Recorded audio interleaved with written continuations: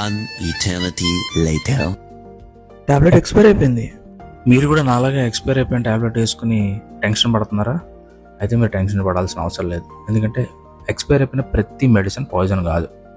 So expire అయిపోయిన medicine అంటే దాని యొక్క పవర్ అనేది తగ్గిపోవటం. అంటే మీరు ఒకవేళ ఎక్స్పైర్ అయిపోయిన టాబ్లెట్ వేసుకున్నా అది మీకు పని చేయకపోవచ్చు. కాబట్టి ఎక్స్పైర్ అయిపోయిన ప్రతి మెడిసిన్ డేంజర్ అని చెప్పేసి మీరు ఊహించుకోకండి.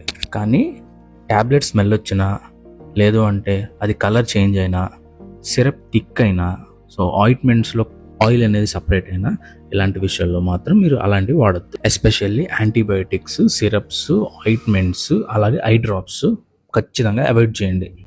ఒక్కసారి యాక్సిడెంటల్గా మీరు ఎక్స్పైర్ అయిపోయిన టాబ్లెట్ తీసుకుంటే దానివల్ల ప్యానిక్ అవ్వాల్సిన పని లేదు.